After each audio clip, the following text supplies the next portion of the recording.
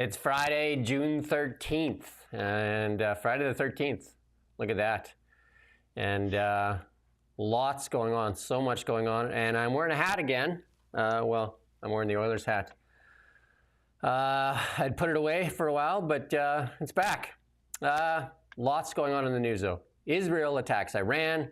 The 2025 wildfire season on track to be the second worst in Canada. Give the money back. Carney's appointments continue to shock. And Draisaitl breaks a record in overtime. All that and much, much more on The Really Big Show. I'm Jim Check with Now Media. With me, Ian Burns, our managing editor, all the way in our nation's capital. Kind of a gloomier day here in the Okanagan. Kind of patchy, a little bit of blue sky there. But how are things in the nation's capital? It's all right. Patches of clouds, about 19 degrees, I think, right now. So not perfect. Not what you'd expect for the middle of June, but I'll take it. Cloudy with a chance of meatballs, is that what you're saying? There's certainly a chance of thunderstorms in Kelowna later on. Environment Canada's said so, at least. There you go. Let's get right into it. The 2025 wildfire season is on track to be Canada's second worst on record. That's a photo that from our own team took that photo of the bomber there dropping retardant. I think that was from the 97 connector fire way back, I think in 2014, 2015, something like that. But this is shaping up to be the Canada's second worst on record. And there was a technical briefing on Thursday in Ottawa with an update on the state of multiple fires and forecasts for the coming months. And they expect a hot, dry summer and definitely leading into the forecast of increased fire danger conditions for much of Western and Northern Canada. Wildfires have scorched 3.7 million hectares across the country so far, 6 times the area of PEI. There you go. We're gonna have an interview. I think it's at 11. I can't remember exactly. 11. The guy from Fireswarm, because they just approved UAVs to fight wildfires. So I'm going to interview him. I think it's at 11. What time is that at? Do you know? Can you see that? Well, you find that out for me. 11:30. There you go. You want to tune back in? We're going to talk to that. International leaders set to meet at the G7 in Alberta this week, and officials say there's little risk of wildfire smoke affecting the summit. But the topic of wildfires will definitely be on the agenda, especially from the Canadians, because climate change is part of that as well. But wildfires, Canada's northern wildfires, actually projected to slow global warming, but at a high cost. So the climate-driven wildfires currently raising Canada's northern forests and darkening the skies across the continent have an unexpected effect. And it's kind of like what Bill Gates wanted to do. According to the new study, fire may reduce global warming and sea ice melt in the Arctic. So they had to find a reason for that sea ice coming back.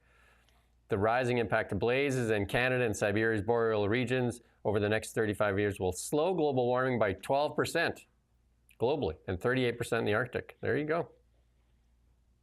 Maybe we should track the movements of Greta Thunberg.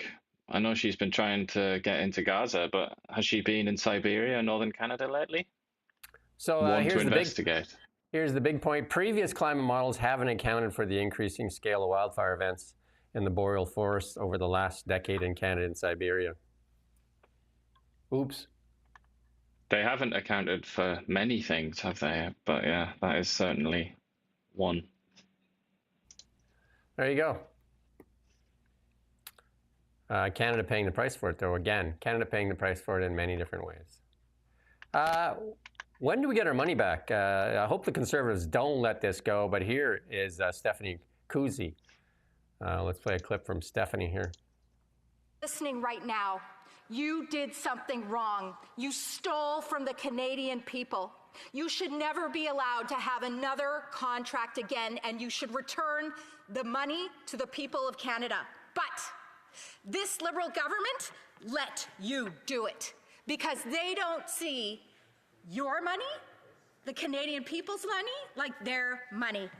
Canadians put their trust in this government and they betrayed this trust.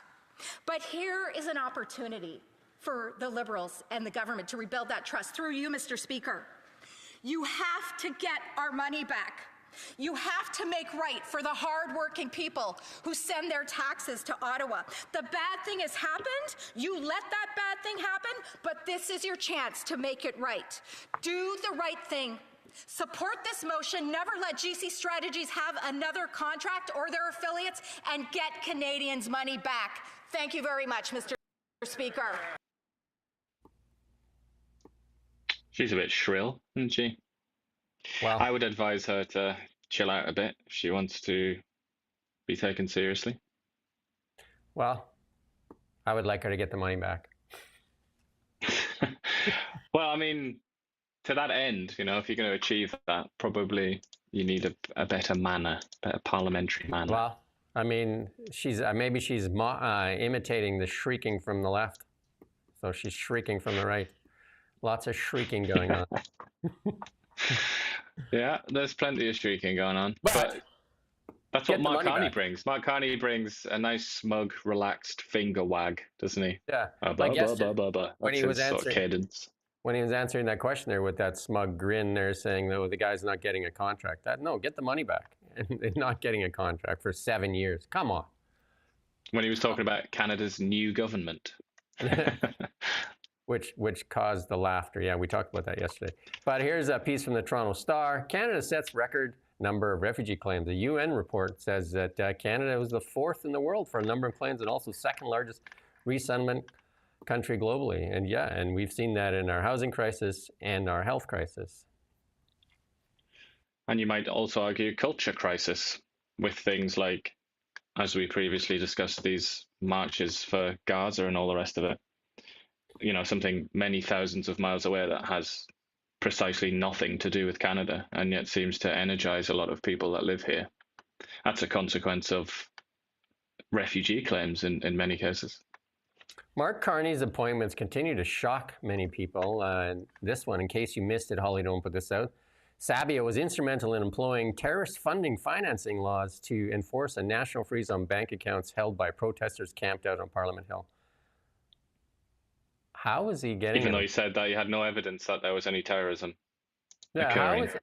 Well, there was evidence. Rosie Barton on CBC did say early on that there was, in her words, Russian funding of this.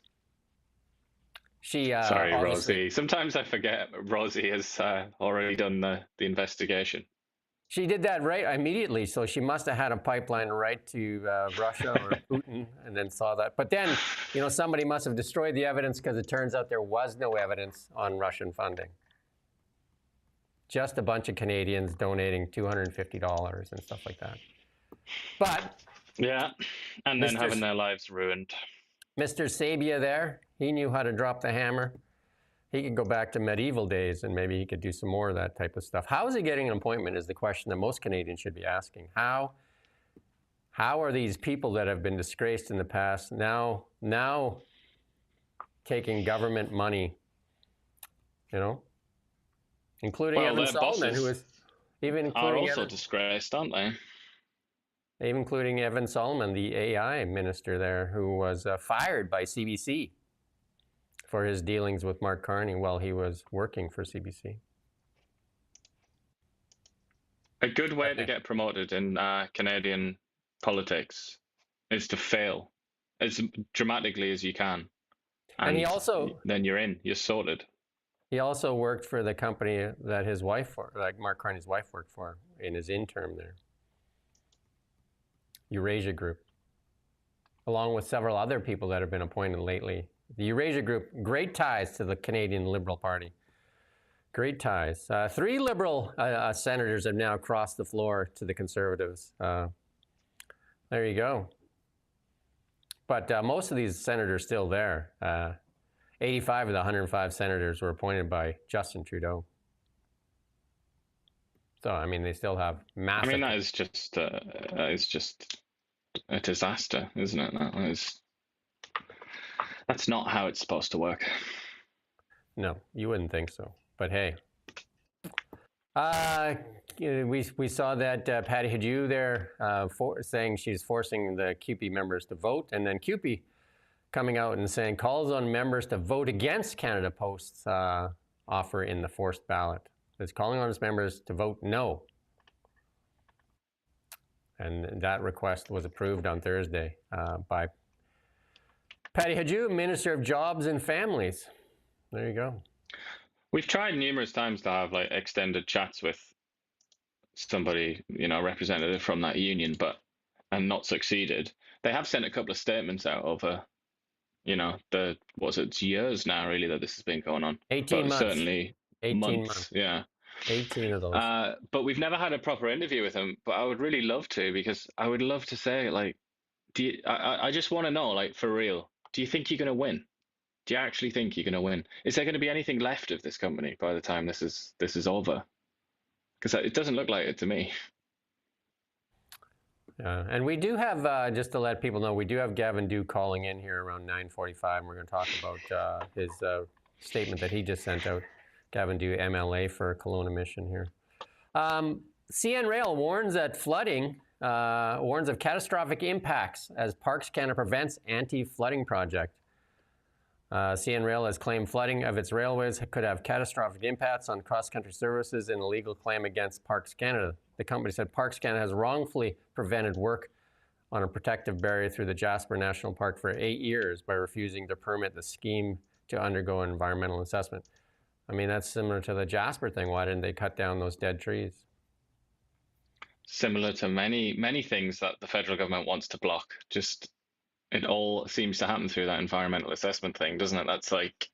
That's just another tool. It's just a method for stopping something from happening, isn't it? Rather than what it's supposed to be. It's supposed to be there to like protect the landscape and the ecosystem and all the rest, but it's really just a tool, isn't it? There you go. The Chief Electoral Officer, Stéphane Perreault, will be called on by the House Affairs Committee to explain the irregularities in the April 28th election.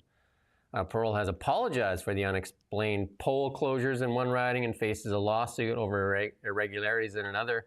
If party representatives might have noticed something during the election, they can testify to that, said Bloc Québécois MP Christine Normandin, sponsor of the motion. Yeah, and we still don't have an answer on that court case on that one riding there that was decided by one vote, and then they disallowed the one vote that they sent back in error. I mean, it's not really been spoken about because I feel like the media and the political class in Canada, it's almost like they're almost in agreement, tacitly perhaps, to not talk about this too much, because it's so depressing and it undermines really one's faith in Canadian democracy. The more you look at it, the more insane it is. And there are some serious, gigantic errors made here. Like, questions have to be asked about the basic competence of this organization and whether it's actually doing its job, whether it's fit for purpose. And again, accountability. Will this guy still hang on to his job? I'm going to bet he does, because where is the accountability in all these mistakes? Like, why an election hasn't been called automatically with that one mistake that the Elections Canada made that would make that a tie, and they still don't call. The only accountability that I've seen in relation to this, Elections Canada and mistakes that they've made, the only accountability has been anybody that's said that they're not happy about it. Anybody at all. Any political figures, normal, just run-of-the-mill civilians who've said, oh, this is a bit funny. They're the ones that have to face accountability, because then they suffer a pile-on and they're told that they're election deniers and all sorts of things, which is just completely the wrong way around.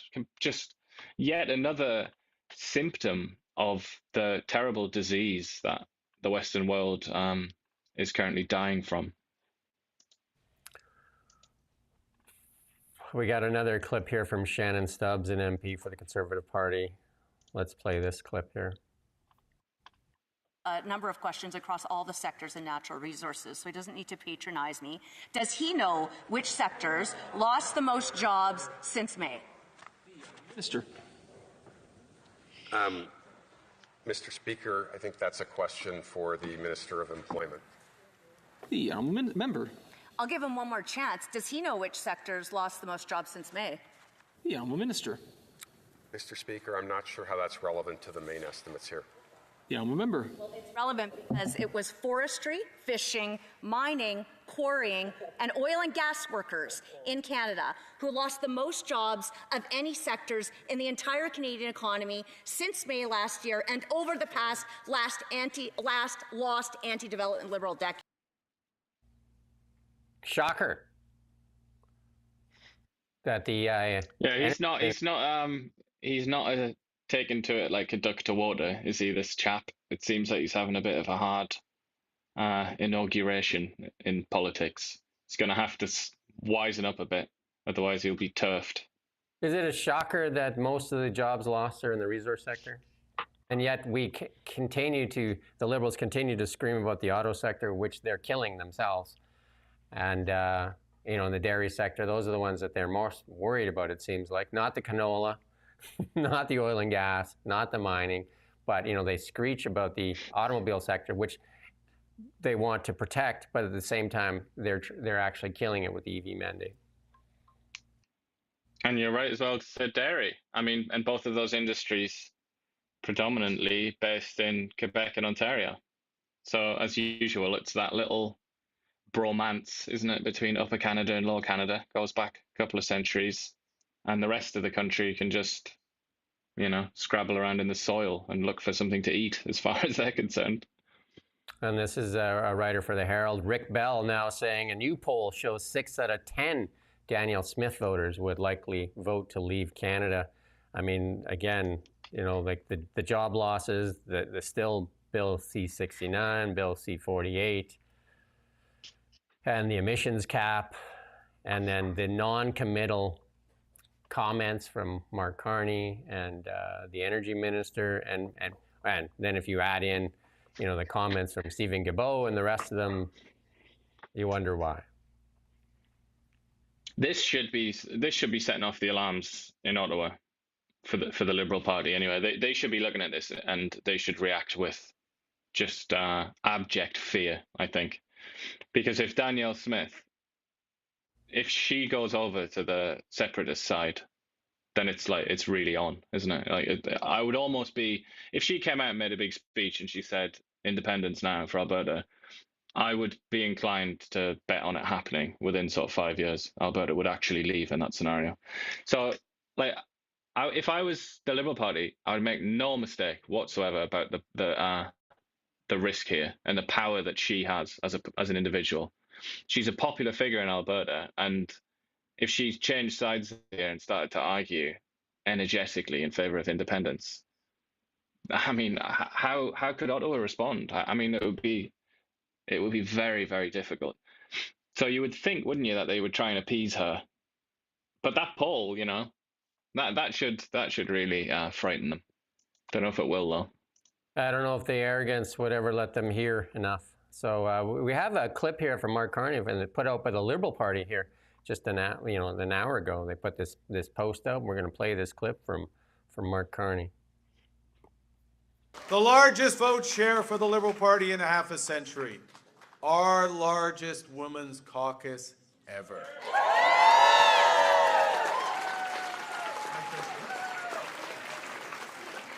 And because it's the Liberal Party, it's the largest women's caucus ever.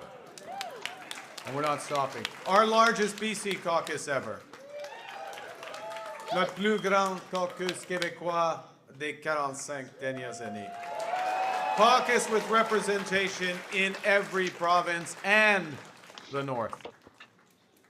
A government is now committed to action to build an even better, a fairer, a more sustainable Canada. And we have started as we mean to go on. We got our new cabinet in amongst the fastest in history after an election.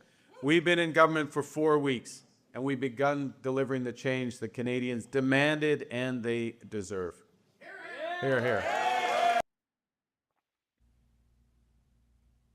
I'm going to get a quote there from our friend, I'll paraphrase maybe, from our friend of the show, Chrystia Freeland, when she said the Liberals spent with Trudeau the last 10 years, wasted the last 10 years on identity politics and virtue signaling.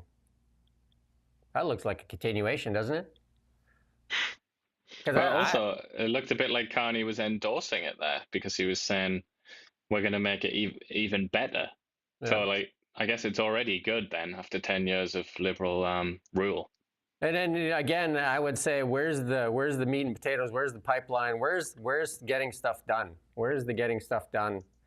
You promised to build Canada the biggest or the most fastest growing and biggest economy in the G7. At some point, the rubber has to hit the road, doesn't it? You would think so. But also, there he is being, as usual, lauded and lionized by his supporters. And he's going on as if he's just, he's just won a gigantic landslide election. Yeah. I mean, he needs to be reminded, and so does his party, and maybe so do Canadian politics watchers. He didn't really win the election. His party has a plurality of the seats. It's a minority government. That's not really a victory. A victory is a majority. That's when you can make decisions without having to beg other people to support you. And even then, that minority isn't particularly strong. It's based on a lot of very close constituencies, including that one that they're being sued about in near Montreal, where they won by a single vote. I mean, he promised us humility numerous times. He didn't just do it once. It wasn't just a random comment. He said he was humble and he would govern with humility. Where is the humility? Because I haven't seen any of it yet. I think actually it would be appropriate. I would say, as an accountant, I'd like to see the plan. And so as many economists in Canada would like to see the plan, including our banks. Everybody would like to see the plan. And that is not being provided as well. No plan, no humility, and more identity politics. Lots of finger wagging, though. We have seen a lot of very, very good finger wagging. And then if you want to go read something, here's a piece from Andrew Coyne, his latest. The Prime Minister hits the ground running, unconcerned by deficits, principle, or the rights of Parliament, or privacy rights, or due process, or liberalism. That's got to be a great article. Look at that finger wag.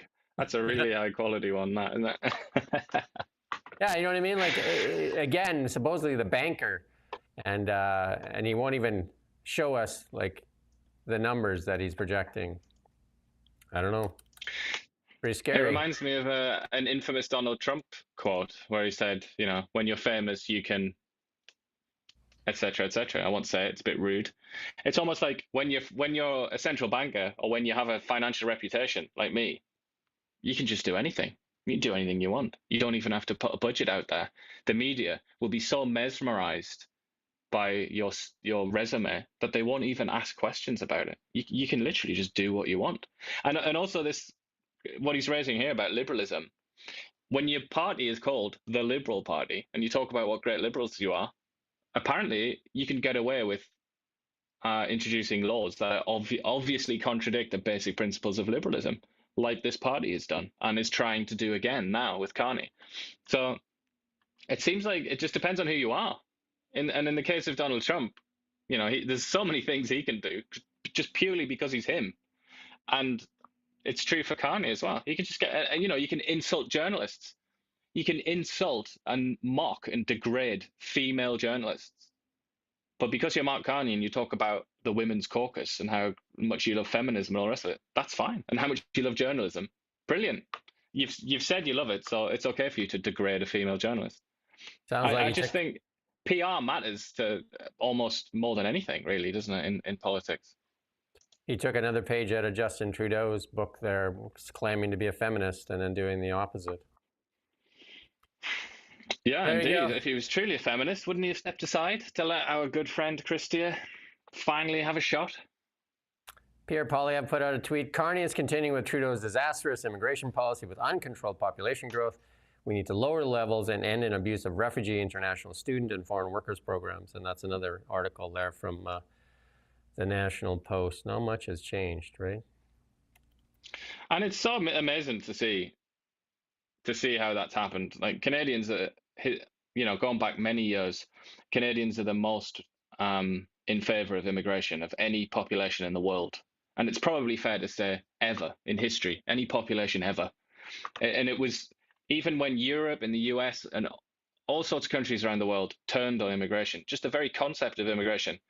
Canada was always the anomaly on all the graphs and everything. Canada was always like way over there for approving of migration. And then Justin Trudeau's government happened. And now Canada's with the other countries, and Canada's, most Canadians have now decided that they're sick of immigration. I mean, that is quite an achievement to have destroyed something that was like really unique about Canada. Even among Western countries, it was one of the things that identified Canada. And now it's gone. It's been erased. Danielle Smith put out this tweet that said she was losing years of her life there as the Oilers went into overtime. And here we go. We're going to show you the clip here. Here's Draisaitl. He scores! Leon Draisaitl's won it in Game 4 for the Oilers, and the series is tied at 2. There you go. That goal was Draisaitl's 4th overtime playoff goal, and that sets a new NHL record for most overtime goals in a single season by a player. Look at that. He's even joining Wayne Gretzky, another Oiler great, in the record books. Stars are aligning for the Oilers.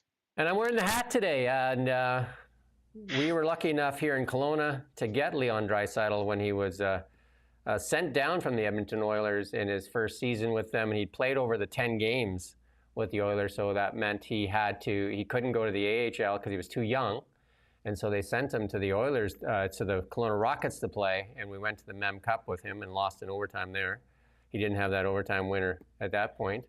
Didn't have any chance because he didn't make it out there. They didn't put the first line out, but we were billeting Kelowna Rockets at the time, and Leon Draisaitl was at our house quite a bit, and yeah, great guy too, very good with the kids and all the younger kids there. And he was like a man amongst boys out there when he was playing for the for the Kelowna Rockets. So there you go. And he was still making his NHL salary. This is one of the key points. He was making his NHL salary while he was playing for the Rockets. And so he was the guy that bought dinner for the boys most of the times, because that was, they said there's a rule there. If you're the one making the big salary, because the Rockets said they get a stipend, a couple $100 a month when they play. There you go. Leon Draisaitl lighting it up. And yeah. And then here's something when we're talking about our Bill C-18, those 3 outlets that were just closed recently. So 4 of those people from 4 recently laid off Metro Vancouver journalists have announced a fundraising campaign to establish Western Canada's first newspaper co-op. There's a couple things that are weird in this whole thing. And then, so that's Tri-City News Reporters. And you can go on Kelowna Now and you can read this story. And Save Our Local News campaign. And they said they want to put the community back into community news. And then this is an initiative in response to Glacier Media. That was a Glacier Media shut down those 3 things: Tri-City News, Burnaby Now, and the New West Record in April, May. Those papers served a population around 600,000. Like the photo there with the newspaper bag, that seems like that's not where news is right now. It's not in a news bag, but there you go. They don't mention the highlight. I think this is Glacier Media, which means I'm not sure they've officially confirmed it, but reading between the lines, I mean, it has basically been confirmed that they are subsidized by y'all. They're subsidized by the Canadian taxpayer. So more than a third of the salaries of the reporters that they said that they couldn't afford to pay were paid for by taxpayers, plus other subsidies on top of that. And they still thought, you know what, I don't like the margins, so cheerio. Whereas media outlets such as ours get zero, nothing, not a penny. And somehow we survive. I mean, it's although who knows for how much longer. But it is rather interesting, isn't it, that this is yet another, it seems to me anyway, yet another poor investment of taxpayers' money. What was the point of giving these people taxpayers' money if, it somehow wasn't enough? Can you imagine paying a third of an industry's salaries and they still fail? I mean, not too good. Bartella echoed the sentiment, citing that data from Canadian Centre for Policy Alternatives. He noted that 2.5 million Canadians now have no source of local news. 25 print publications are being lost every year, and newsrooms being cut to skeletal levels. Again, Bill C-18. Like, it's not addressed in this story for some reason. And they're trying to raise some money. They're trying to raise 100 grand. I don't know how 100 grand doesn't last long, especially for what these reporters are usually used to getting. Uniform, the union, offered to kick in 5 grand. And yeah, and the thing is, they said they want to do the news, but it's not cheap to run a newspaper. I got some news for you. The newspaper model is not going to work. Like, distributing newspapers, the people that read newspapers and get their hands all black, they're dying. Yeah. You're not replacing it with young people. Yeah. It's not. I mean, there are some sort of successes out there, like the Financial Times, and the New York Times seem to be doing quite well for a period. But they're online. They've completely moved online, like in terms of that's where their growth is anyway. Yeah. But it's interesting here if you scroll further down this article, because Glacier Media is American, isn't it? Yeah. And they say, so they managed to get in a bit of elbows up there, don't they? We're not going to have to worry about American owners pulling out funding. Yeah. I mean, okay, it is a bit funny that's foreign owned. I'll grant you that. But Bell isn't foreign owned, is it? And they've been firing journalists left, right, and center. 4,800 Bell let go, but they did cite Bill C-18. They don't cite it here because I think they just want the money. They're looking for that money as well, right? They'd be standing at the trough there. And it's funny how Bill C-18 and the government's funding model, they fund American-owned companies, and yet we don't get funding. We just want our Facebook. It's kind of, yeah, exactly. And that's not even... We haven't even been knocking on the door with our begging bowl, really, have we? We just said, give us back Facebook. Yeah, that's all we want. But again, we're told it's like, oh, that's an American company, which we, the government and the Liberal Party, give millions of dollars to, obviously, because we don't care that it's an American company, but we will talk about how bad it is that it's an American company. And then simultaneously, we'll take taxes off you, which you're loath to part with, which you can't afford to part with, but we'll still take that money off you, and then we'll give it to American companies like Glacier Media, who then go on to, not keep up their end of the bargain. That sounds like good governance. We're going to try to get through this party. I think Gavin Dew is going to be calling in at 9:45. We're going to talk about some world stuff, though. And the big news there is Iran promises a strong response after the Israeli attack. And Israel launched a series of attacks against Iran, reporting killing the Islamic Republic's Revolutionary Guard chief, as well as several nuclear scientists. Iran has promised a strong attack, and they've sent a bunch of drones. We're going to play the small clip here first. We'll play the small clip here.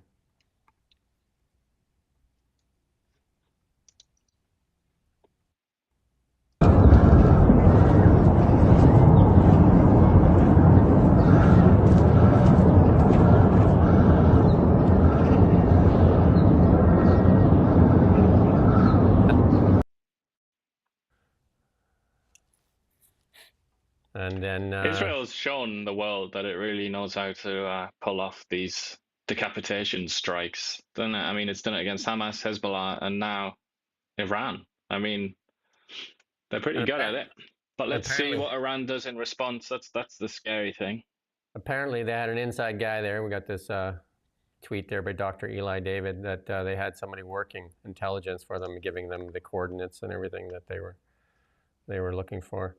There's quite the response differences there, and I didn't put them up there, but Anita Anand's response and then Pierre Poilievre's response, you can go find those online there. Quite a different, and nothing from Mark Carney yet on the response. But we're going to play the clip of, this is Pierre Poilievre, quite a while back on Israel and Iran. Endorse Israel proactively defending itself by hitting Iran's nuclear sites, which is something that President Joe Biden does not endorse. Do you not feel like this could lead to a likelihood of an all-out conventional war between Iran and Israel? And do you not agree with Joe Biden and his assessment? I think the idea of allowing a genocidal, theocratic, unstable dictatorship that is desperate to avoid being overthrown by its own people to develop nuclear weapons is about the most dangerous and irresponsible thing that the world could ever allow. And if Israel were to stop that genocidal, theocratic, unstable government from acquiring nuclear weapons. It would be a gift by the Jewish state to humanity.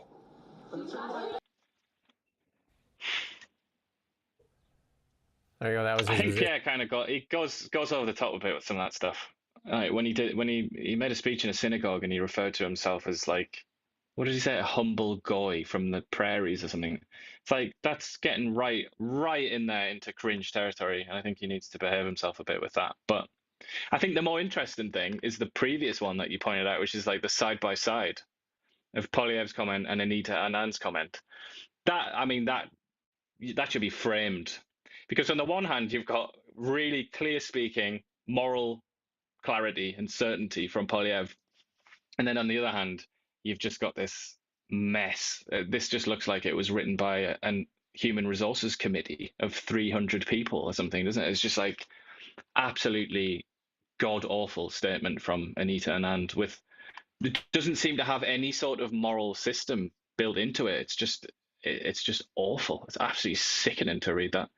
Whereas at least Poilievre, the thing is, I think Poilievre thinks about these things. Poilievre like ponders ethics, I think, and he ponders like right and wrong.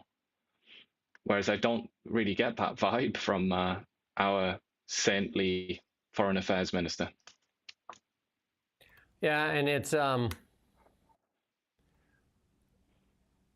there's a few reporters out there actually seeing the difference now and saying, well, at least, he makes a decision and picks a side as opposed to just like wishy-washiness here. Now this is from Rubio retweeted this is from Donald Trump, and Trump had said, I gave Iran a chance to make a deal. And, in typical Trump language, I told them the strongest words, just do it no matter how hard they tried, no matter how close. And you can go ahead and read all that stuff. But there you go. And it sounds like... It's classic Trump, isn't it? Yeah. And, it sounds like there's going to be more coming too. And, and then supposedly many of the Arab states helped Israel shoot down the drones that were sent back in retaliation. There's a list of them out there. I didn't verify that, but apparently there was like 6 or 7 nations that were helping stem off that retaliation. And Israel has that Iron Dome, and the Americans want to build the Golden Dome because they got to be better than an Iron Dome. They've also got David Sling as well. That's the other one. Yeah. And then we're going to talk about that flight a little bit. We got a little clip here from the person that survived it, but there's a lot of talk out there that there was no thrust and it wasn't taking off. And then this is kind of like they did get the Mayday call and stuff like that. But here's the lone survivor that walked away, and they're interviewing him here at Sky News. I'm going to play a little clip of that interview. मेरे खुद को भी believe नहीं होता कि मैं कैसे उसमें से जिंदा बाहर निकला, क्योंकि थोड़ा टाइम लेके तो मेरे को लगा था कि मैं भी मरने वाला हूँ, लेकिन जब मेरी आँख खुल के मैं देखा ना तो मुझे लगा मैं जिंदा हूँ. तो मैंने ट्राई किया, जब मेरी सीट थे वो मेरी बेल्ट निकाला, मैंने वो ट्राई किया जहाँ से निकल सकता वहाँ से, तो मैं निकल गया वहाँ से. मेरे नजरों के सामने एयर होस्टल और दूसरे आंटी अंकल सभी उसमें मेस हो गए थे सभी. अच्छा, थोड़ा सा बता पाएं, जब जैसे ही टेक ऑफ हुई फ्लाइट क्या हुआ था और अचानक से कैसे हादसा हुआ? टेक ऑफ के बाद 1 मिनट के अंदर ही जब टेक ऑफ हुआ ना तो सडनली 5-10 सेकंड कैसे लगा जैसे स्टक हो गया वो. बाद में से मेरे को लगा कि कुछ हुआ. बाद में प्लेन में लाइट ऑन हो गई, ग्रीन और वाइट. बाद में वो पता नहीं वो प्लेन टेक ऑफ ज्यादा करने के लिए वो रेस बोलते हैं क्या, रेस दिया होगा ऐसा कुछ, और सीधा स्पीड में ही घुस गया जहाँ वो. You can go find that full clip out there too. Amazing story. We're going to interrupt. We're going to interrupt here. We got Gavin Dew here. He sent us a statement here on. We're going to jump to the BC News here. A statement on his calling for the immediate leadership change at Interior Health. Good morning, Gavin. Can you hear us? Check. Can you hear us, Gavin? I can't hear you. I can hear you. We can't hear you here. Can you hear me?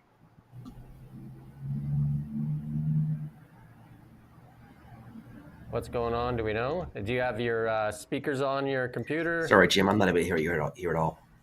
I'm going to text you at the same time here.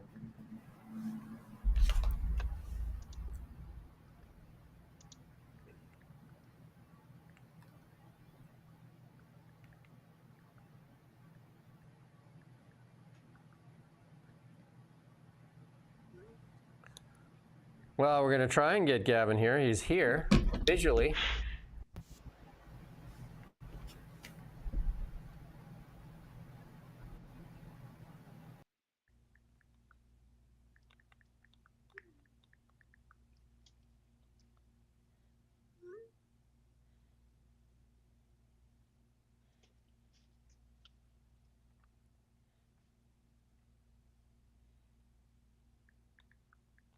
Where we're trying to get him back here.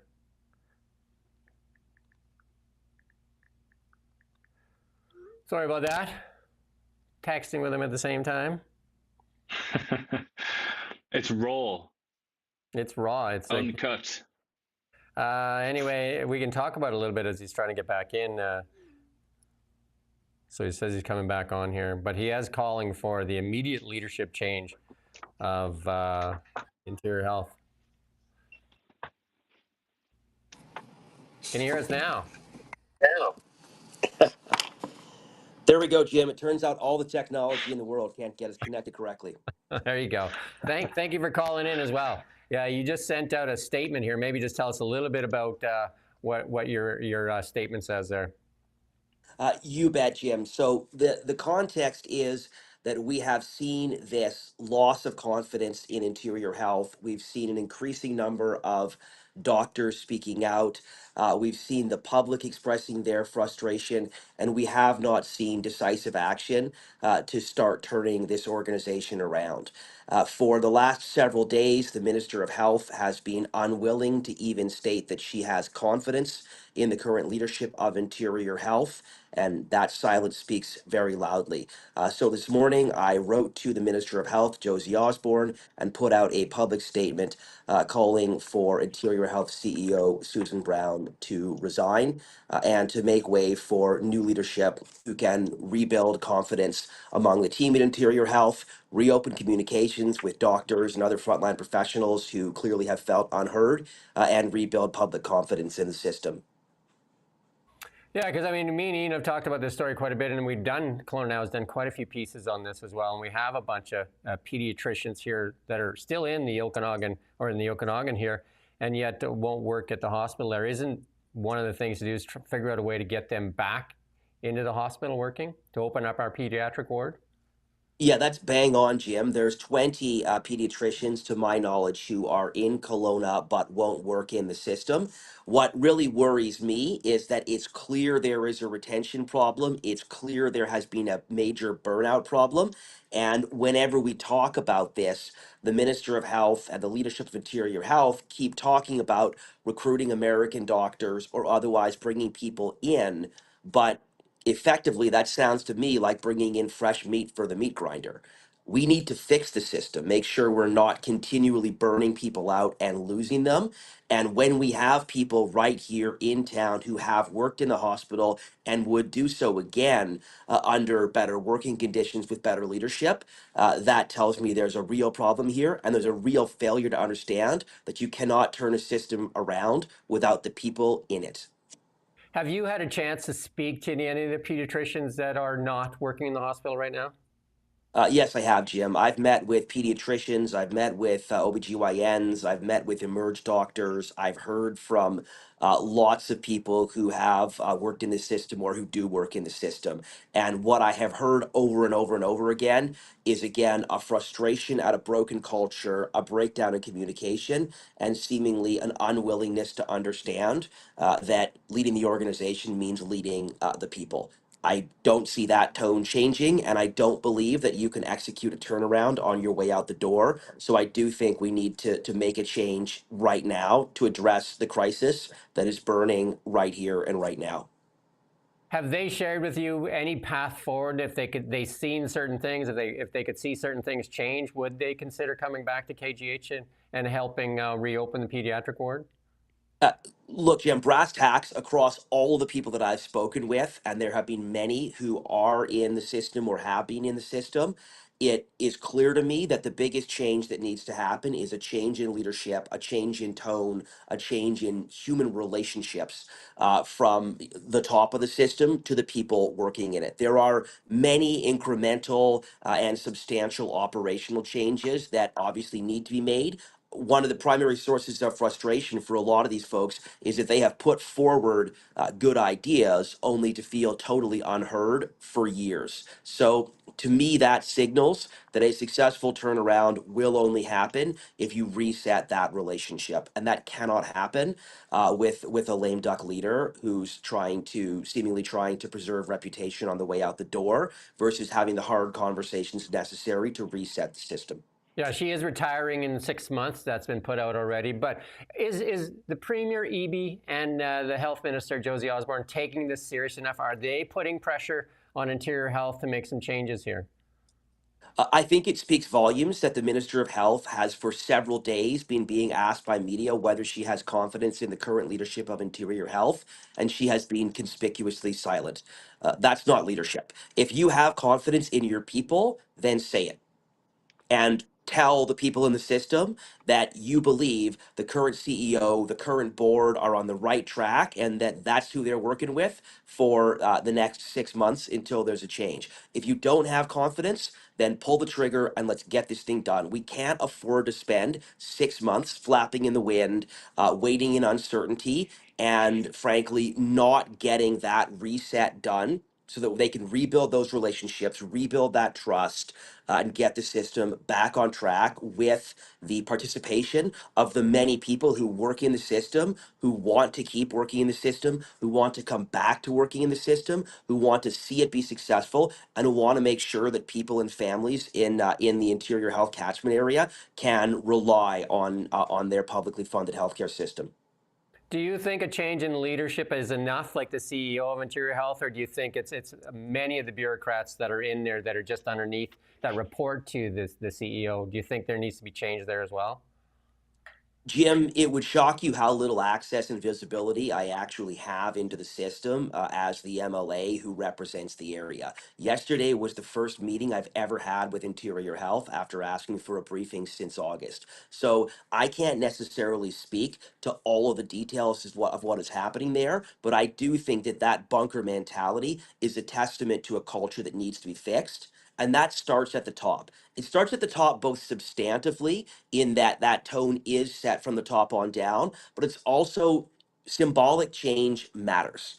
I do think that when people who are working in the system are frustrated by the system, when the public who have lost confidence in the system see that there is change at the top, that hopefully permeates through the organization, allows for a reset, allows for a reopening of conversations that have been stalled for years, and begins to get the organization back on track. But there's certainly a heck of a lot more that's going to need to be done in order to get this operation fully functional. Anything from you, Ian? I would ask, do you have anyone in mind as a successor? Because there is, I mean, this system produces obviously a certain kind of person. Is it not possible that she could go, maybe at great expense? You know, she's paid a lot of money. It might cost a lot of money to fire her. And then she's replaced by somebody, you know, her protege or somebody very similar to her. Yeah, thanks, Ian. I obviously can't speak to the CEO's contract. I mean, frankly, if I were giving her advice, my advice would be that this might be a great opportunity to, move forward retirement by a few months and to signal that she's come to the understanding that without a change in leadership, the organization cannot begin to turn around. I think that would be a very dignified and appropriate way to make an exit. And I think that people would certainly be very respectful of taking that step. As to who should be the new CEO, I think you raise a really important point, Ian. We need to make sure we aren't just replicating the same thinking that has gotten us to where we are today. This is a really important role. We need to make sure we find a really great, solid, new CEO who, most importantly, above all else, is going to have the interpersonal leadership skills to be able to rebuild confidence with the many people working in the system who appear to have lost confidence in the current leadership. So, again, above all else, my sense is this needs to be a people leader. Yeah, I would just say as well, maybe for balance, I would say we did speak to her recently, and she actually raised a lot of the issues that you've raised. She speaks quite well and at length about these problems. She's obviously been around a long time. She was a nurse, I believe, so she understands the system inside out. I mean, that would perhaps suggest, wouldn't it, that maybe it's more of a system problem than an individual problem if you were looking at that from the Yeah, outside. Ian, I'm not trying to hang every issue in interior health on the CEO. That's not what I believe, and my intention is not to impugn the character or the experience or the efforts of Susan Brown on her way out the door. This simply comes down to the reality that from every conversation that I have had with people working in the system or previously working in the system, it's clear there needs to be a leadership level reset to reopen those conversations and rebuild that trust. That doesn't mean that everything is that all blame lands at the foot of one individual. Far from it. What it does mean, though, is I don't believe we can wait 6 or 9 months to begin those reset conversations. In any organization, anyone who's ever done organizational turnaround would tell you you can't turn around an organization on your way out the door. You simply cannot. There is a tremendous opportunity with new leadership to have reset conversations that rebuild relationships, that reopen communication, that reestablish trust, and allow doctors and nurses and others who are frustrated, in some cases, who have told me that they've been advancing the same issues and the same potential solutions for 7 years. It allows them to feel as if they will now be heard. That's really just about good organizational management and the reality that clearly there is a broken culture and a broken trust and a lack of confidence within this organization that needs to be afforded an opportunity for a reset. We are going to reach out to Susan Brown and see if she'll come on as well. So we do thank you, Gavin, for your time. We do have one more question for you on a different topic, if we can just borrow just a quick comment from you on this, because we're doing the story. We see that Tara Armstrong here locally and has joined a new party. They started a new party called 1BC. Any comments on that? Jim, what I would say is that I'm focused on the issues that I'm hearing about from people in my riding, in Kelowna, and in the Okanagan more broadly. 80% of the email traffic coming through my inbox is dedicated to the issue of our failing healthcare system, and I have been pretty darn focused on that. And 0% of the email coming into my inbox has been focused on what I believe ultimately is a distraction from our efforts to hold this government to account and to build a government in waiting that can replace the NDP and help this province to get back on track. Fair enough. I just had to ask. That's what our news director wanted. So I do thank you for your time, Gavin. So again, always accommodating, and we do appreciate your voice in the community. Thank you, Gavin, and we hope you have a great rest of the day and the weekend coming up as well. Thanks, Jim, and sorry about the technical difficulties earlier. Hey, no problem. Thank you again. So we're going to get back to where we were. Unless, Ian, you want to finish up that a little bit? Any thoughts on that? Yeah, well, it's interesting, isn't it? It's not something that happens all that often. That's a comment I always make. It's not often that MLAs or a political party call for the firing of the CEO of a health authority. So it is kind of quite a serious issue, isn't it? They've obviously put their heads together and had a good think about that, about whether they should come out and say that, especially since she's going to retire in 6 months anyway. Mm-hmm. But yeah, I mean, I get the impression that he doesn't think, or the BC Conservatives don't think that's going to save everything. It's not going to rescue the situation. But the point that I think is perhaps the most compelling and that people might agree with the most is the idea that when you're on the way out, you've got 1 foot out the door. Yeah. I mean, everybody knows, everybody that, like, as Gavin said, in fairness, everybody that's worked in any kind of company, organization or whatever, you know that there's a change, isn't there? There's a change in relationships. There's a change in the dynamics when you know that somebody's going to leave. it's almost like they lose some of their authority. And I know that Susan Brown almost certainly would reject that, but that is kind of human nature, isn't it? So I guess I can see from that angle why they might want to get sort of new blood in there. Yeah. But then it would almost raise the question: it's like, is everybody like, is the retirement not safe anymore? Because you're just going to be sort of pushed out and called a lame duck. I think that the fairness in that is we had 7 pediatricians resign in 1 year. So there is something that is causing them to resign. And whether that rot is from, like from the top down or how many levels it goes, that's what I'm saying. Like, how far does this go? I mean, and most of that's going to come from those pediatricians. And, I'm sure we can try and ask, but it'd be tough to get one of those pediatricians on to speak out. I mean, it was great that they are all speaking out together and, issuing statements, but it's very tough to get one individually. But we will try and get Susan Brown on to see if we can get that other side of it as well. But we're going to jump back and I'd say as well, if you're interested as well, and for balance, we did interview Josh Duncan interviewed Susan last week, and you can read that interview on Kelowna Now. That's correct. We're going to jump back to our international news there. We were just getting into this. There's this thing from Florida that came out, and we're just going to play this clip here real quick because it's getting quite the reaction out there. So I'm gonna break it down for you, all right? And if somebody wants to know what I mean by turn violent, all right, this is what I mean. If you resist lawful orders, you're going to jail. Let me be very clear about that. If you block an intersection or a roadway in Brevard County, you are going to jail. If you flee arrest, you're going to go to jail tired because we are going to run you down and put you in jail. If you try to mob rule a car in Brevard County, gathering around it, refusing to let the driver leave, in our county, you're most likely going to get run over and dragged across the street. If you spit on us, you're going to the hospital and in jail. If you hit one of us, you're going to the hospital and jail, and most likely get bitten by one of our big, beautiful dogs that we have here. If you throw a brick, a firebomb, or point a gun at one of our deputies, we will be notifying your family where to collect your remains at, because we will kill you graveyard dead. That's good.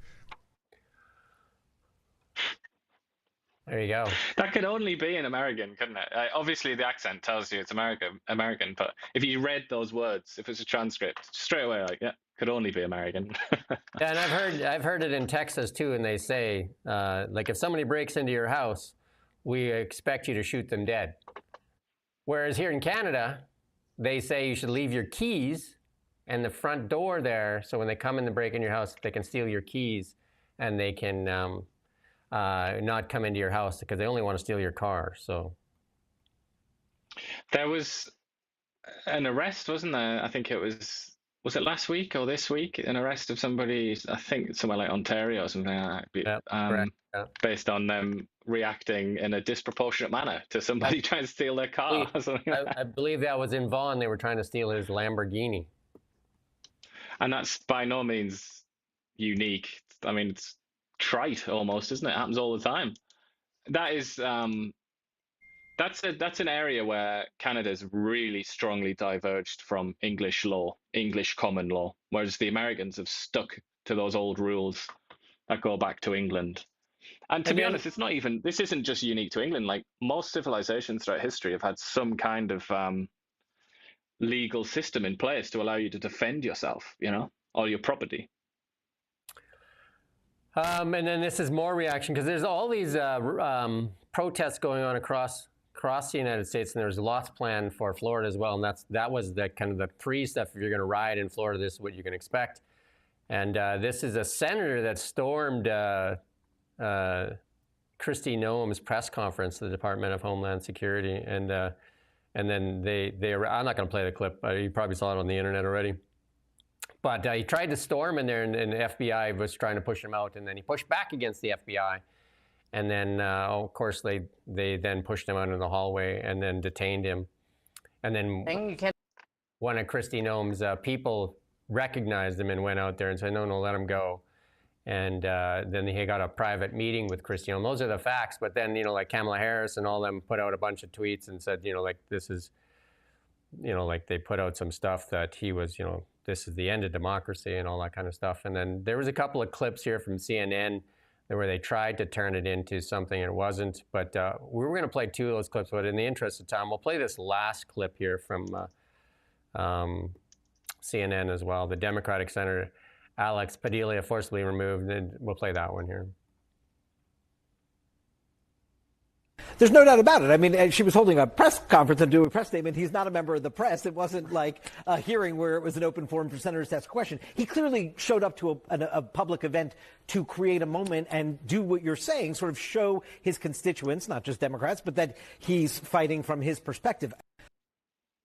There you go. I mean, that thing has been blown way out of proportion for sure. I don't want to waste too much. I mean, I think it is important to watch the video because he really does. He makes. He uses his body to push forward, and it's kind of. We can play it's quite aggressive, isn't it? Sure. Let's play the clip. That's the kind of thing. Yeah, you should play it. But I just said that's the kind of thing. If you do that in the presence of American law enforcement from any agency, they're going to kick your head in, aren't they? That's what they do. Play this one here. Yeah. Hands behind your back. Hands behind your back. If you let my hands go ahead, put them behind my back. That's the beginning of it, though. One hand, lay flat. Like that's flat. Yeah, maybe I don't have the full clip there. Okay. That's the bit that makes it look really bad. Yeah, that's the bit because it doesn't show you him trying to push his way through. Yeah, because so he goes in there and he's screaming, and then obviously he's looking like he's trying to get to the podium to Kristi Noem, and of course he gets pushed back from the FBI agents there that are providing security, and then he pushes back. Is this the clip here? And he pushes back. There you go. So he pushes back against the FBI. And then obviously, if you start pushing on law enforcement, they're going to push a little harder, right? So and that would be called resisting arrest or resisting, like they're asking him to leave and he's refusing to leave. And he's trying to get to the podium. And that would be what those people would be expected to do. It doesn't matter who's standing up there, Democrat, Republican, or whoever, what representative is standing at the podium. Their job at that moment is to provide security for the event. Totally, and that's all they're focused on. They don't care. They're not like political activists or anything like that. Yeah. They sit in a room and they train 24/7 basically how to protect the asset and all that sort of stuff. But of course, and they're just looking around like a robot, basically looking around for threats. And then the Democrats have come out and they've said, if they can do this to a U.S. senator, imagine what they can do to you. And I'm just thinking, like, how ridiculous is that? Like, what are they actually pushing for? Are they pushing for a situation where U.S. senators can just go and heckle anybody, anywhere, and not be stopped by Secret Service or the FBI? And then that doesn't anybody make can any sense, obviously, does it? And then, they're saying, like, didn't he identify himself? Well, what does identification say? Now you want a second class of rules for different people? So senator can do that, but you can't do it? And how do you know who's who? Is every exactly, law there are enforcement 100 person senators. supposed to know everybody? Right? Like, this is ridiculous. There are 100 senators, and there are many hundreds of congresspersons, congresspeople, whatever they call them nowadays. Like, you could easily, if they establish that as a rule, where it's like, oh, don't detain or block anybody that's an elected representative, you could just have a situation where you could just dress up, look smart, have some sort of like lanyard thing, and go in there with a gun and say, I'm Senator Bob Jones from Tennessee. And then they would back off. Then you go and have an open shot on whoever it is you want to kill. I mean, obviously that's dumb. But as usual with a lot of the attack lines in American politics, and particularly of late from the Democratic Party, it's just pure stupidity. It's just completely dumb. You should question your news sources if they're selling you a different brand of Kool-Aid as well. There you go. Yeah. This guy was my political hero, but former Prime Minister Jean Chrétien says dignitaries attending next week's G7 summit in Alberta should avoid engaging in the crazy from the U.S. President Trump. There you go. And then he goes on to praise Mark Carney in this chat that he's having, and he says that Trump said something about taking over Canada or whatever, and Carney wisely, shrewdly, just didn't say anything. That's what Chrétien said. But I'm not sure that's how it looked to some people. Some people looked at that and thought, "Hold on a minute, I thought this was I thought you were really upset about this kind of thing. Why aren't you saying anything?" And supposedly there's a deal out there. I didn't put it in here, but supposedly there's a deal. There's a piece in The Economist, and whether that's true or not. The Economist put out a piece saying that Canada is working on a deal with the Americans, and it gives the U.S. right of first refusal on all minerals in Canada, which would be a really weird deal. But we'll see if that turns out to be true or not. That is that's literally the kind of deal that used to happen during the days of the British Empire. They used to have deals like that with their protectorates, the states that just served them. Yeah. So it sounds like Trump's softening on some of the immigration because the farmers are complaining and saying they're not going to have the farmers. So he has said that they're going to try to carve out a piece for immigrant farmers and that. So we were going to play that clip, but we won't do that as well. And the G7 summit in Canada addressed climate, economy, and security. Canada is hosting that G7 in Kananaskis, Alberta, with discussions expected to focus on climate change, economic stability, and global security. I don't imagine the Americans are going to be too much interested in listening to anything on climate change. Yeah, at least not the Americans that matter right now, not the ones in power.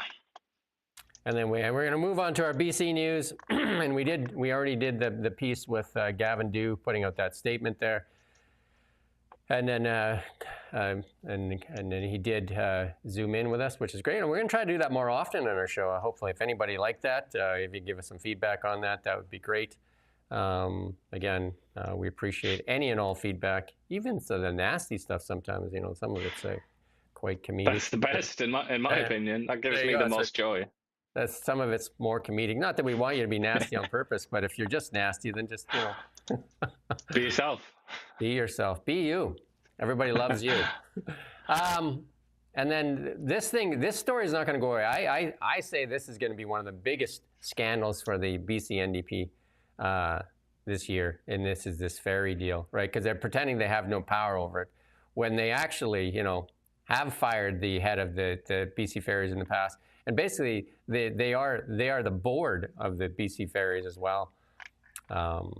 So pretending that you have no say over BC Ferries is basically ridiculous, right? It's an insult. I feel like every day that we do this, we're insulted in new ways, aren't we, by our rulers? But that's an insult to say that, oh, it's just an independent company, guys. I can't do anything. Shut up. Don't even try. Because trying to do that in the attempt, you insult the Canadian public. Don't do it. It's just curious as to why they're not doing something about it. It's very, very curious. And here's Dan Elbis, the local MP here. Dan Elbis, we're going to play this clip from Dan Elbis on the ferries. Because I believe Carney should be talking about this as well. And Melanie Jolie, especially with the Canadian steel and the Canadian aluminum and the Canadian jobs. Let's play this. South Kelowna. Mr. Speaker, despite having world-class shipbuilders like Seaspan in Vancouver, BC Ferries has chosen a Chinese state-owned enterprise to build 4 new ships, even though the Prime Minister has declared China the biggest security threat to Canada. Meanwhile, the Liberals are providing BC Ferries with $36 million with no conditions to protect Canadian workers. Will the minister grow a spine of Canadian-manufactured steel and make Canadian jobs a requirement for this funding, or will she side with Premier Eby in selling out our ship and steel-building industries? The Honourable Minister of Transport and Internal Trade. Mr. Speaker, our government will always side with Canadian workers, particularly our steel and aluminum sectors that are being battered right now. I was disappointed and concerned when I learned of this procurement, particularly at this moment when Canadian workers need our support. BC Ferries is entirely under provincial jurisdiction. The support BC Ferries receives from Transport Canada is entirely for operations and there is no capital expenditure. Yeah, there you go. Showing her might. Showing her political might again, right? Nothing. She's disappointed. But again, she's playing dumb. Yeah. What can we do here as members of the public? We can either take her at face value and say, wow, she is dumb. She's just a dumb person. Or we can think a little bit harder and say, Why is she playing dumb? Like, what are her motivations here? Why is she pretending that the federal government couldn't bully the BC government into doing just about anything that they want? Why is she acting like that? She's in charge of a government, like we said yesterday, that's decided now that it's in control of housing. And it's done that through the carrot and stick that Ottawa wields. Yeah. It could also do something here. I mean, I'm on the verge of sounding like a Conservative MP here, losing my rag, because it's just an insult. I just feel insulted. I think everybody in this country listening to that should feel insulted that she said that, and she thinks that's how stupid you are, that you're gonna listen to that and say, oh well, provincial jurisdiction, what a shame. And then here's the big part, and where she says, oh, we give them $36 million a year, but we give that to them for operations as opposed to capital expenditures. So pull the operational money. Pull the operational money. I'm an accountant. I know you can pull that. You know what I mean? You can pull that, whether or not it's operating. Like she's trying to make like little kind of things. So like if you're a reporter worth half your soul, if we could get an interview with Chrystia Freeland, I mean, it would be such a thing. And here we go. Let's put our friend up here, Brenda Bailey. I'm supposed to get an interview with her. They promised one. She wants to move up her D rating here. Like she's got a D- grade. No, I don't know. Maybe we won't have it here. She got that D- grade from the Taxpayers Federation. It'll be interesting to see what she does here. If you want to fix your D- rating, maybe do something. Do something. Pull that contract back. It's ridiculous. This is about absolutely ridiculous. Tax relief, spending, debt. Like this is all economic. Whereas the question here, it's more of a kind of like national security thing. It's like, do you actually care about Canada? Do you believe the words that come out of your mouth when you talk about how much you love Canada and how, we're in a struggle against China in so many ways? Like, that's what this is more fundamental than, what's the debt to GDP ratio this year? I think this is like right to the core of what a government is for. It's to protect its citizens. And this is an absolute punch in the face to Scott Moe. Here, the canola contracts, the tariffs on canola, and at the same time, BC awards a multi-billion-dollar contract to the Chinese. But also to all of these people in Quebec and sort of Ontario, I think, to a lesser extent, who are going to lose their jobs or really scared about losing their jobs in steel production and all the rest of it. All these, all these industries. They've been told again and again and again, like, we're going to buy Canadian, don't worry. I mean, even Eby said that, didn't he? He said procurement, we're going to try and diverge away from, I think he might have said American, but I think he said in general, like, BC or Canadian first. And then here we go. It's just like, if I was them, I would just feel such a sense of betrayal. And then you turn on the TV or whatever, and you hear Chrystia Freeland say, oh, whoopsie, nothing I can do about it, it's BC. And then you turn on BC TV and you have Mike Farnworth saying, oh, it's a private company, there's nothing we can do about it, it's an independent company. It's just like, come on. They're acting like kids trying to explain why they didn't do their homework, aren't they? You, if you have ChatGPT, use your ChatGPT and just ask for the structure of BC Ferries, and then you will not believe what he had to say. Downtown businesses, Vancouver, Victoria, and you could add a lot of other cities into there, decry desperate public safety situation here. And this is like, I've heard this personally over and over and over again. Like a lot of people talking about not renewing their leases and different things, because it's really hard to run retail within the businesses. And we dealt with that too in our previous location as well, right? So,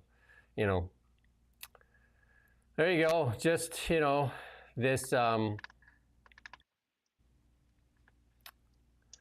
this situation with the BC government again, with the drug crisis here in British Columbia.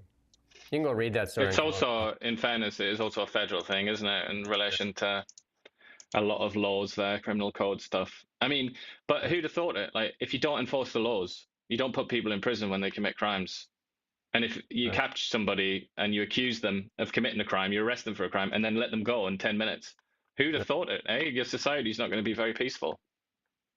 And in another local MLA, Kelowna MLA, part of the BC, they formed a new party in BC. So there you go, Kelowna MLA, part of the new BC political party. That's a party of two right now. I guess it competes with the Green Party though, right? I mean, how many people does the Green Party have? The Kelowna MLA, just over 3 months after announcing her departure for the Conservative Party of BC, Tara Armstrong has found a new home in politics. She's joined the One BC website, lists Vancouver Coachella MLA Dallas Brody as the party's other member. And then a petition was created a few days after Tara resigned, but it only got 864 signatures, so not much of a petition. There you go. And then we were going to play the clip here from Dallas Brody, but there's not much to the clip here. But there has been a reaction from the NDP party, though, right? They put out a statement this morning, and she said, one BC party founded on division and anti-Indigenous racism. And then so they say Dallas Brody and Tara Armstrong have launched a new party founded on harmful politics they've engaged in since leaving the BC Conservative Party and fixated on dividing people. Brody was forced out of the BC Conservative caucus on a racist stance on residential schools. And Armstrong chose to stand with her on the issue, made this founding ideology for their new partnership. I think Dallas Brody here, there's another bit there where it says that the attacks on LGBT people, and then as evidence they say that she is against Pride Month. So that, alongside the accusations of racism, I think Dallas Brody and Tara Armstrong, therefore, I guess, could possibly sue for defamation here. Because, you know, to call somebody a racist, or to say that they're being racist, or that they're attacking gay people, those are massive claims. They're like really serious things to level at somebody, and there are laws against defamation for that very reason. So that I can't just call you, Jim, a racist for no reason, because it would destroy your reputation, or for, let's say, without much of a reason, if I just had like some sort of non sequiturs to back that up. So yeah, I don't know. I think Dallas Brody's a lawyer as well, isn't she? Maybe she will sue. But that's interesting. I mean, we'll try to get Tara Armstrong in for an interview. She hasn't in the past. Tried many times. We've tried many times, so we'll see again. Maybe we'll get Dallas Brody. We'll reach out to both of them and see if we can get them in for a live stream. We're moving on to markets, and we're going to play this clip here from Shea Boiler. He was interviewed on, I think, on Fox as Power Plays here, and we're going to play a little small clip from Shea. I use a lot of his stuff a lot of times. He's pretty good on the X account there. So is, of course, nuclear power. In fact, Wall Street can't get enough of it. These stocks are up again today. So the question many investors are asking me, is it too late? Well, let's bring in Futurum, their group chief market strategist, Shai Balor. Shai, you put together a really great comprehensive list. I love when you do this because you break down these big hot areas where people want to throw money and at least help us understand it a little bit more, because these are some of the key names behind me and what they do and why they're so special. Which one stands out the most to you right now as maybe the one or two best positions to be if you want to take advantage of this? Yeah. So, I mean, everyone loves talking about AI chips and robo-taxis, but here's the problem. None of that runs without electricity. If the grid can't scale, AI can't scale. And that's why some of my favorite names are like the Cameco's out there, which is the world's leading uranium supplier. So if the U.S. and the global markets want more nuclear power, uranium fuels those reactors. Another one is Constellation Energy. They supply those. I just want to play up to that point there. You know where Cameco is? Is that in Saskatchewan? It is. It's one of Canada's pride, and in our uranium industry, Cameco is a leader. There's a few other ones out there, Denison and stuff like that too, but Cameco is one of the world leaders. And I did write a whole piece on uranium. I haven't posted it yet, but I'm going to do that piece as an editorial on the uranium sector. And SMRs and nuclear energy are the future, because they're going to need to really increase the amount of power required for all these AI data centers. And there's the Americans talking about. So, I mean, Saskatchewan and Alberta are so important to Canada's economic engine. It can't be stressed more, and that's why I wanted to play that little clip. Cameco, they asked them which uranium company they should be talking about, and it's Cameco, and it's a TSX listed company. I wonder how BC and Quebec are going to contrive to sell out Saskatchewan on uranium. That'll be a hard one.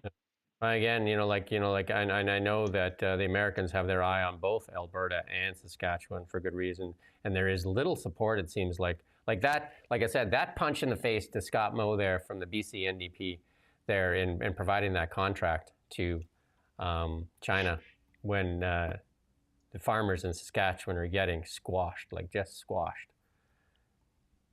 Well, and also having like quite friendly chats with China as well. Though it wasn't with Xi Jinping, it was with his deputy. But still, he's on the blower to China, isn't he, Mark Carney? And he's also being criticised for being friendly with India, obviously, with whom we have various spats. Let's move. We'll talk about the stock market. Stock market down today, obviously, with the attack there Israel put onto Iran. So the markets are off a bit, a little skittish over that for sure. So waiting for a reaction. And Still happening as well. So the attack is happening today as well. So it's going to be uncertain for a while. I don't imagine that's going to end very quickly. There's going to be some reaction as well. And they are expecting it. But it seems like a lot of the Arab nations are lining up behind Israel, which is... gold obviously up on geopolitical concerns. Gold up about $46, about 1.38%. Gold currently at 34.32, and then Bitcoin off a bit, a little bit shy on stuff going on here. It kind of more follows the markets than it does follow gold.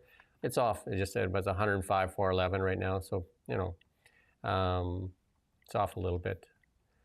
And again, some people will see those as buying opportunities. Canadian dollar, again, the most of the currencies are up on the American dollar. Again, a little bit of unrest out there causing some flight.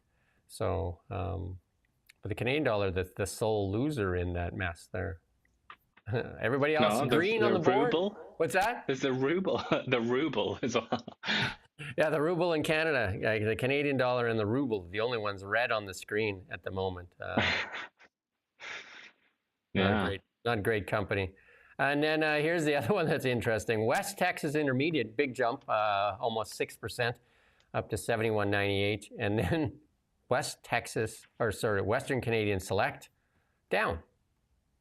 I don't. What the hell? Wow. When people are scared about oil supply lines or whatever, you'd think it'd be good news for our humble friend, Western Canadian Select. We only have the one customer, so and then you're gonna have to help me out here because I lost my mouse here for some reason. My computer froze, so you're gonna have to put up the next one, and we'll just talk about it as it goes up here because I don't have it there. No, next one we just talked about. Next one is about stable coins from Amazon and Walmart. Is it? No, this one is that I think more people are choosing variable rates now because they believe rates are going to go down, and I can't use my glasses to see far away, but I need them close sighted. So yeah, so like more people are considering that rates are going to go down. So there's more people looking at variable rates now. Let's go on to the next one. Well, we missed that stablecoin one. There was one from Amazon and Walmart. That was above it. That was the previous one. Yeah. So that's kind of. It's a very interesting idea because it's to cut card fees. So I guess that's to kill the Visa and MasterCard racket. Let's talk about that because that makes because businesses have to pay about 3.5% on credit cards like all the time. Like us, like as a business, we got to give away 3.5% or 3 to 3.5%. on every Visa transaction, every MasterCard transaction. They've owned that market. And then so having a stable coin or something like that, or e-transfers, because e-transfers are still very limited and in what you can do because there's still, maximums and minimums on it kind of thing. But that would be just such a boom for people. It would bring prices down, wouldn't it? It would. I mean, it would be good for the consumer. There's 3%. Look, I got my mouse back. Look at that. Yeah, there you go. But no, this Visa MasterCard thing, don't they control something like 80 or 90% of the market as well? And then there's like Amex is the other one that has a little bit of the market.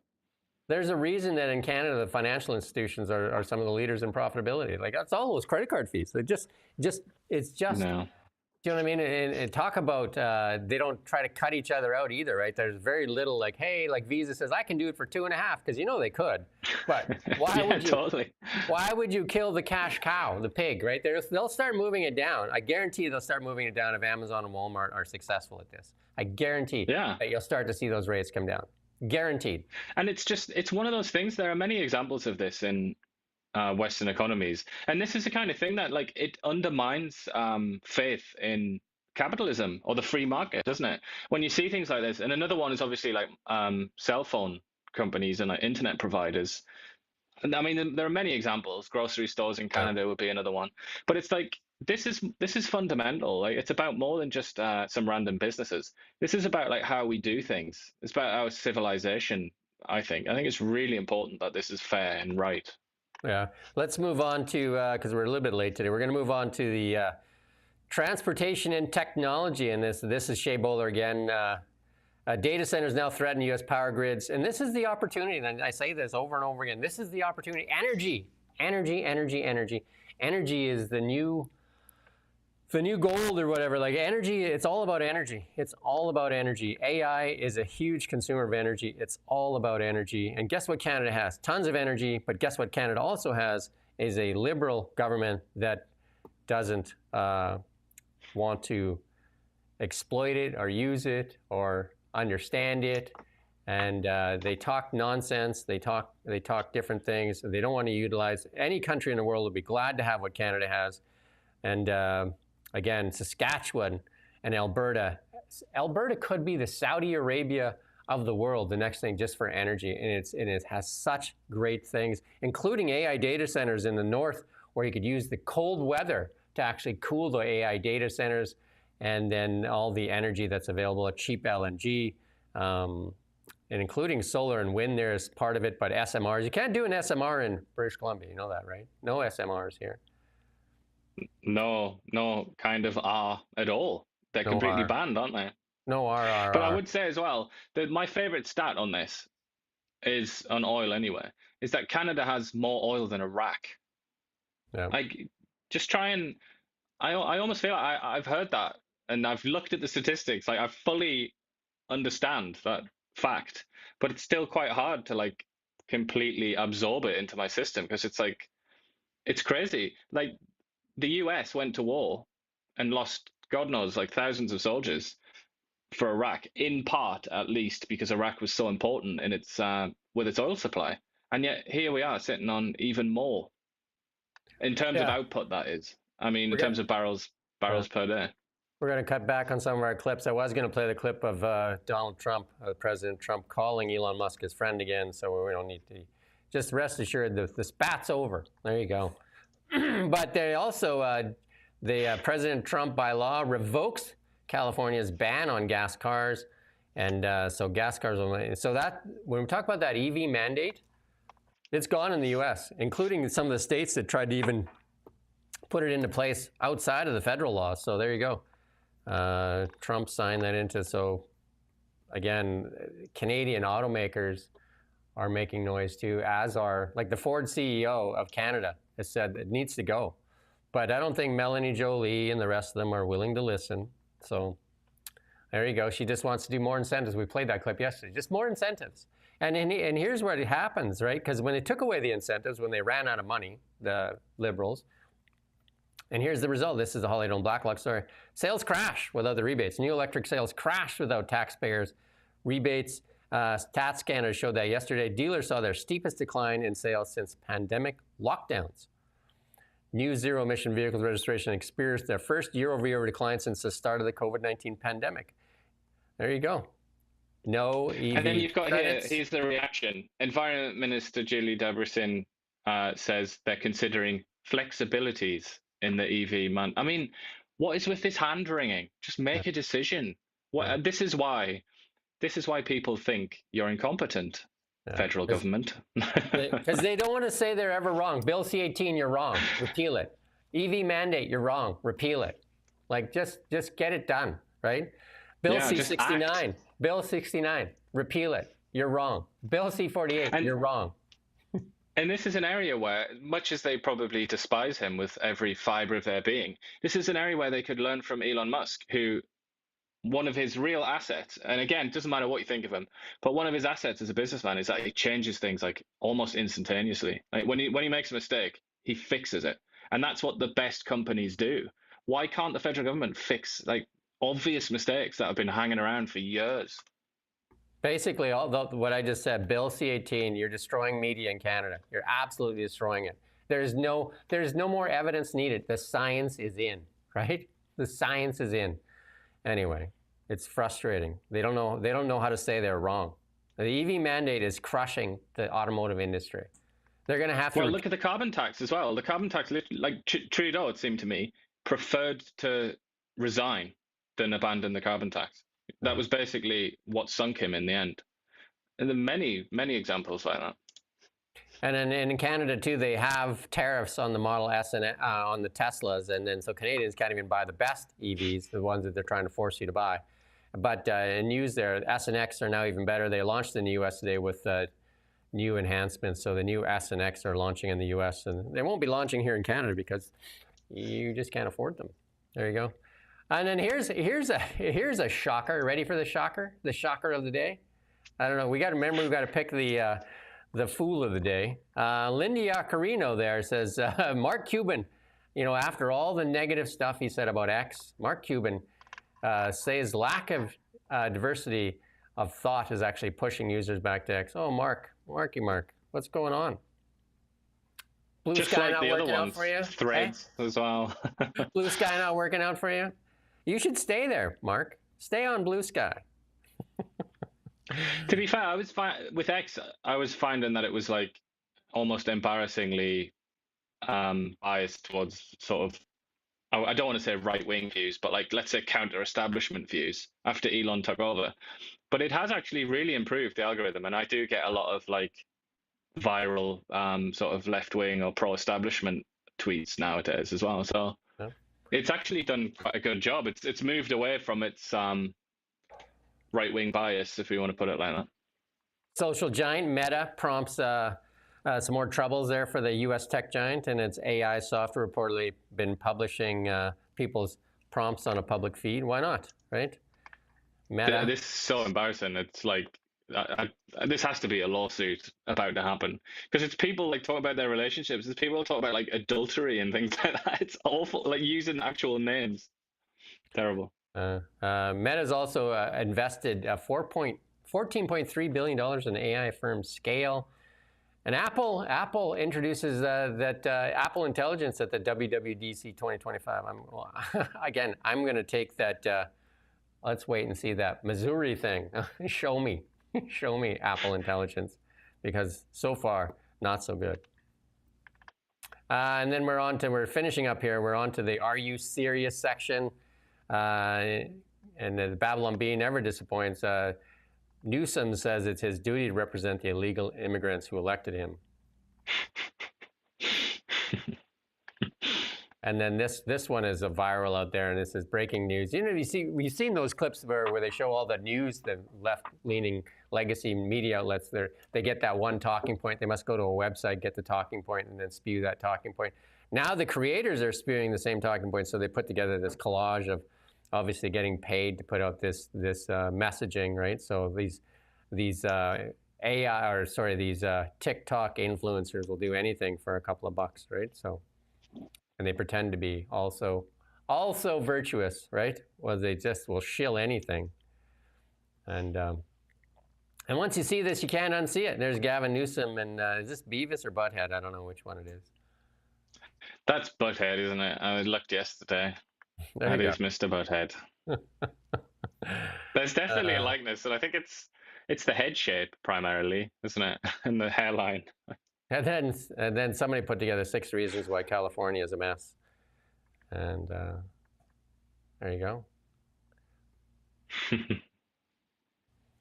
And then this one here. Nancy Pelosi. The French member of parliament, Rima Hassan, who joined Greta's selfie yacht, refuses to leave Israel, and she went on a hunger strike. But then obviously she did need a snack when in her hunger strike. So the hunger strike is intermittent fasting, I guess. Did you have that image Got a there? few sandwiches there, hasn't she? She's got quite a nice variety. No, the one before that there. Oh, no, maybe you don't have it. No, obviously we don't. There you go. And anyone noticing a trend with Carney, he's been rewarding the most vile people. There you go. So, I don't know. Who's our clown for today? Oh, wait, we didn't have Melanie, did we, for once? We got one more here. We got breaking Canada updates travel advice for United States, warning U.S. government officials now have the power to scrutinize your phone without your permission.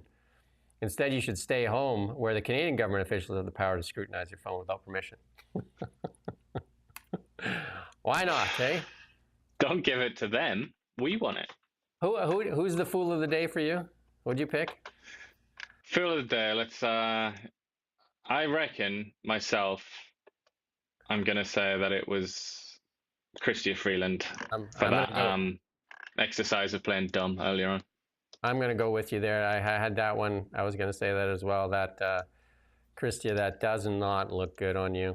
And I know you're a friend of the show, but we'd love to do an interview with you. And we promise not to call you a fool on the show. So just while we're talking. Oh, we'll be lovely. We'll be extremely polite, as I'm sure. I mean, she must be aware. We're very polite gentlemen. But as soon as she's gone, then we'll start telling jokes, obviously. Well, I did interview Sean Fraser, and that was a great interview. And Brendan Bailey in the past as well. Yeah. Anyway, that's our... Sean Fraser, he was a good lad, wasn't he? Good old Shawnee. I thought he was great. That's our show. It's Friday the 13th, so careful about black cats and all that other stuff if you're superstitious. And go Oilers, go, all that good stuff. And we're back next week. And Ian says, hopefully we're back next week. Well, we're back next week. We're definitely in here for a while. But you would help, if anybody wants to help, write a letter to your MPs, MLAs, and saying, repeal Bill C-18, free the media, and also free the taxpayer from relying on the government for funding. Media should not be relying on government for funding, because I can tell you right now, those people that are forming that new newspaper there in the Lower Mainland are going to be sticking their paw out there asking for more money, right? Mm-hmm. It shouldn't be up to more money. It should be, the media should be able to survive on its own, and we'll get better accountability if the media is free and independent and not relying on the Liberal government to fund them and fund the reporters that are too scared to ask questions. We need a free and independent media. And we need a diversity of voices as well. Like, at least in the US, they have a diversity of voices. We don't have much on a national stage. We have you and me. I mean, if you think about it, there's not very many outlets that do what we do. No, I mean, most of them take a very sort of clear position, don't they? And sadly, the majority, that position is basically liberal. Yeah. Our position is That's like the truth. Yeah, the truth. The truth lives here. I'm Jim Check with Now Media. Ian Burns with Now Media. Coast to coast, you could say. Kelowna to Ottawa. Coast to kind of intercoast, right?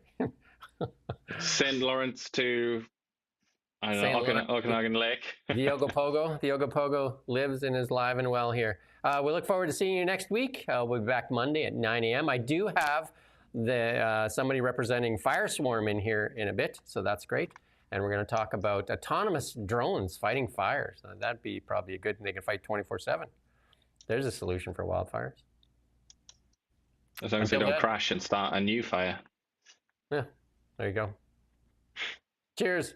Have a great weekend. Go Oilers, go.